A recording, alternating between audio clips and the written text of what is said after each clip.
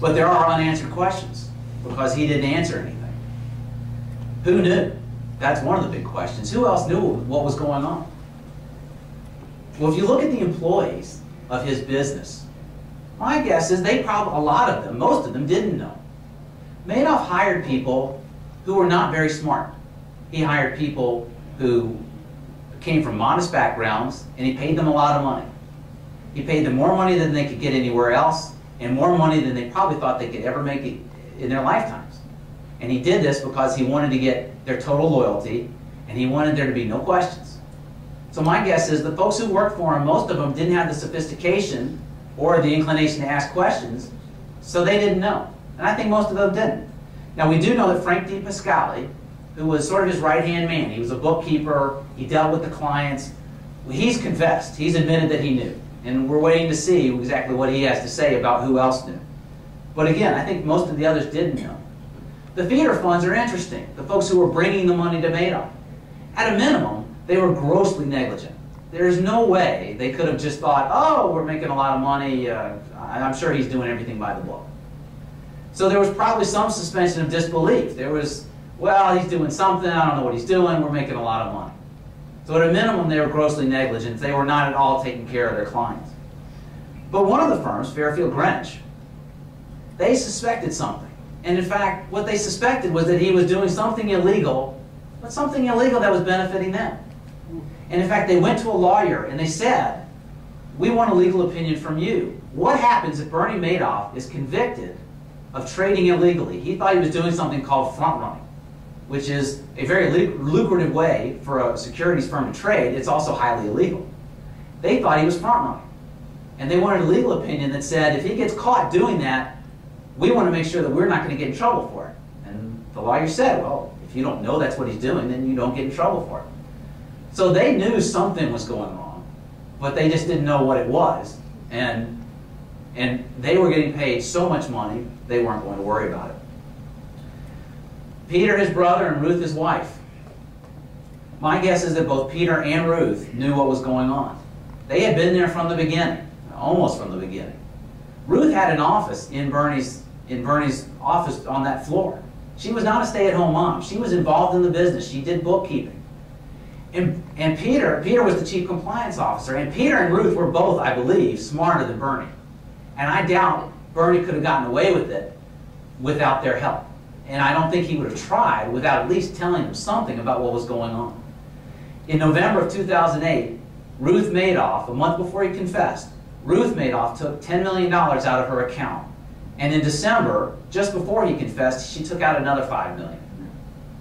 My guess is she knew what was going on.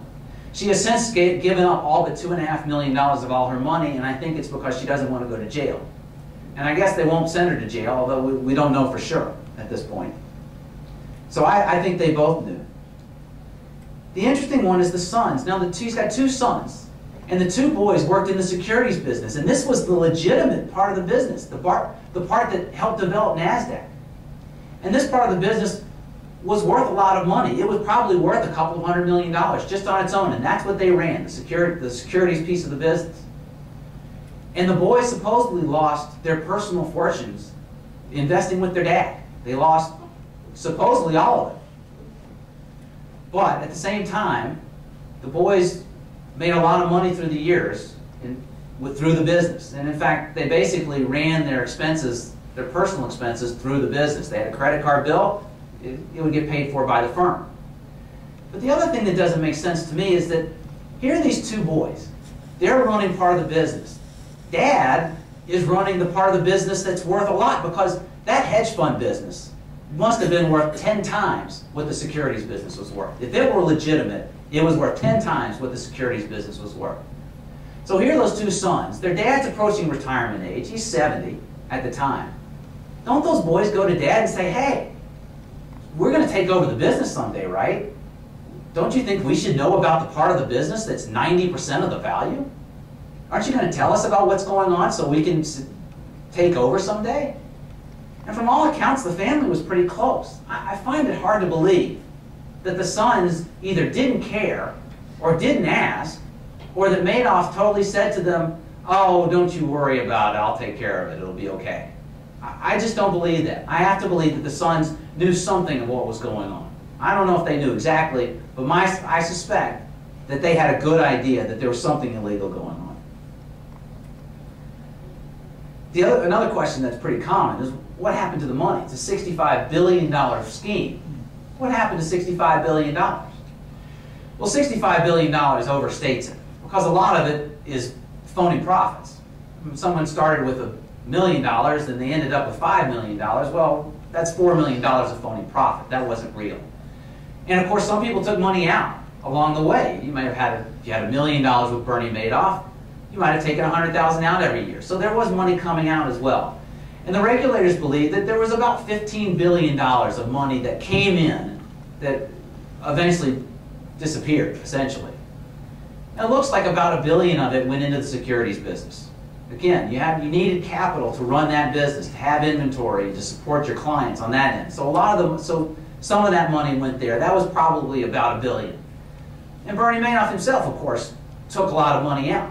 He owned houses on Long Island, and he had the great apartment in New York, the house in Palm Beach. But he didn't have $1 billion lifestyle. He had certainly a millionaire's lifestyle or multimillionaire's lifestyle, but he didn't have so much money. So he probably took a couple of $100 million, and that's about what they think they're going to recover from him, from his assets. Excuse me. Where most of the money appears to have gone is to all these feeder businesses, to all the folks who brought him money. Remember, with a Ponzi scheme, you always have to have more money coming in. And Madoff paid these people very, very well to make sure that money came in. And if you think about a business, if you brought him $5 billion a year, he was going to pay you $150 million a year, every year. And if you add up all the feeder funds to pay him all that he paid all that money out to, you can reasonably get to an amount that's close to that $15 billion. Now, the thing we don't know is whether there's a little $100 million here or there that's been stashed away somewhere. Would it be surprising at all if we learned that one of his clients, he had clients that earned more returns than other people. He had people who doubled their money in a year. These were special clients.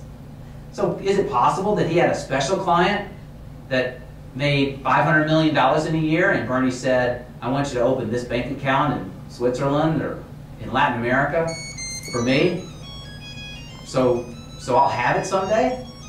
I think that's very possible, and I think it's almost probable that somewhere there are some accounts, there's some money that's earmarked for Bernie Madoff. No. Now, how's Bernie Madoff going to get to that money? He's in jail, he can't get it. His sons are going to be watched very closely. Anybody associated with that family will be watched very closely. So the good thing is that that money is probably gone for them too. But again, most of the money went to those feeders.